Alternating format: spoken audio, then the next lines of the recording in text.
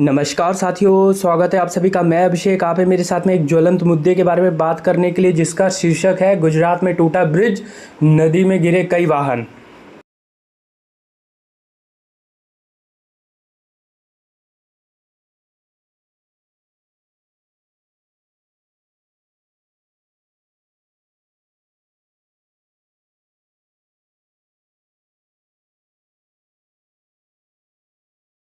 साथियों, मैं आपका स्वागत करता हूं अपने चैनल स्मार्ट टीचिंग अभी 20 GS बाई अभिषेक में।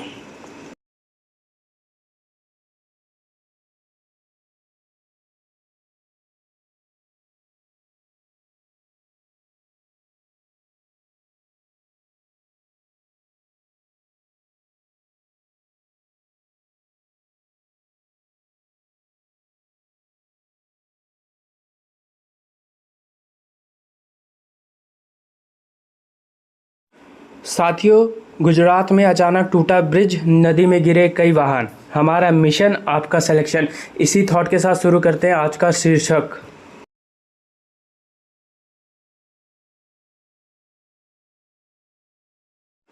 गुजरात के वडोदरा में महिसागर नदी पर जब ब्रिज ढहा तो ये कोई हादसा नहीं था, ये भ्रष्टाचार के जरिए की गई आम आदमी की सुनियोजित हत्या थी। 45 साल पुराना ये पुल बीच से टूट गया, 10 जिंदगियां दफन हो गई, इसमें 2 मासूम बच्चों की मौत हो गई। 2 truck, 2 car, 1 rickshaw, 1 pickup van, सब कुछ नदी की गहराई में समा गए। प्रशासन से पूछा गया तो हर कोई एक दूसरे के मुंह देखता रह गया और कोई ये बताने को तैयार नहीं कि साहब, इन 10 लोगों की मौत का जिम्मेदार कौन है। हमने पहले भी कहा था कि इस देश में आम आदमी को मर के बताना पड़ता है कि साहब, हम तो मर के मोक्ष पा गए, लेकिन अगली बार किसी के साथ ऐसा होने मत दीजिएगा साहब। फिर एक ऐसी घटना होती है और फिर वही सवाल होता है कि क्या इस देश में आम आदमी की ज़िंदगी इतनी सस्ती है? अगर सस्ती ना होती तो अप्रैल 2025 में एक गुजराती पत्रकार ने जब दुनिया को चीख कर बताया था कि इस ब्रिज में दरार है और ये टूट जाएगा, उस वक्त सरकार जो सो रही थी वो जाग जाती, तो जो लोग मौत के रास्ते पर अकेले चल दिए थे वो आज हमारे बीच में होते। साहब, इस देश में आम आदमी की ज़िंदगी कीड़े मकोड़े की तरह हो गई है। हर बार एक त्रासदी आती है, एक आंकड़ा आता है और एक जांच कमेटी आती है जो कागज़ में दौड़ती है। दोषियों को लेकर खानापूर्ति होती है, कहा जाता है कि जांच जारी है, और जब तक ये जांच खत्म होती है तो हम और आप भूल जाते हैं।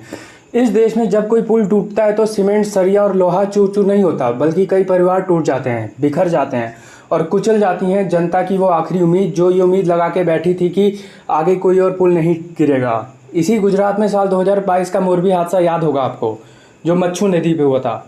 143 साल पुराना झूलता पुल ढह गया, 135 लोग मरे थे, 180 घायल हुए थे। उस दौर में भी यही सब तमाशा हुआ था।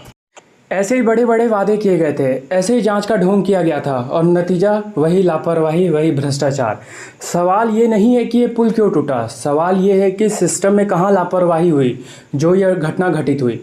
कब तक जनता की जान यूं ही भ्रष्टाचार की भेंट चढ़ती रहेगी और कब तक इस देश की सरकारें अपनी जिम्मेदारी से मुंह फेरती रहेंगी। याद रखिए, जो एक बार हो उसे हादसा कहते हैं, जो बार बार हो उसे अपराध कहते हैं, और ये अपराध हुआ है। अपराध चाहे उस मोरबी ब्रिज पर हुआ हो, चाहे इस ब्रिज पर, अपराध अपराध होता है।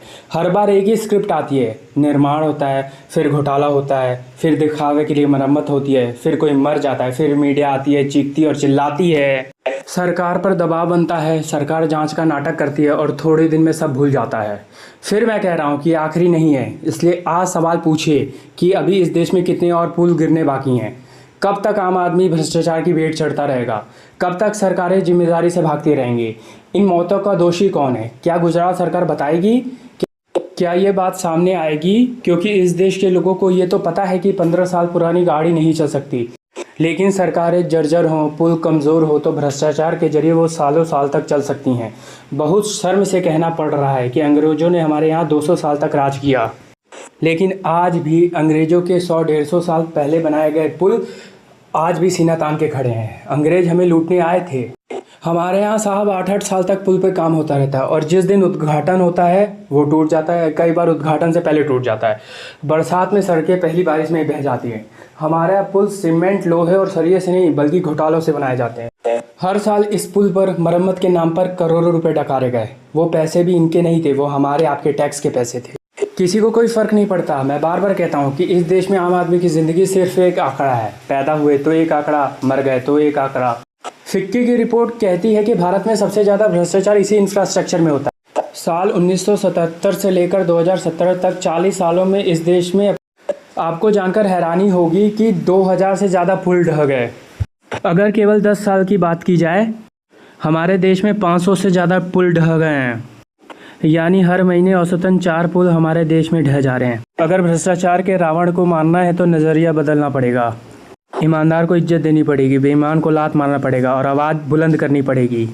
ऐसी बुलंद कि संसद के हुक्मरानों तक हमारी आवाज़ पहुंच पाए। अगर मेरा विषय पसंद आए तो लाइक, शेयर और सब्सक्राइब कर दीजिएगा। धन्यवाद। आपका दिन मंगलमय हो। शुभ रात्रि। Good night.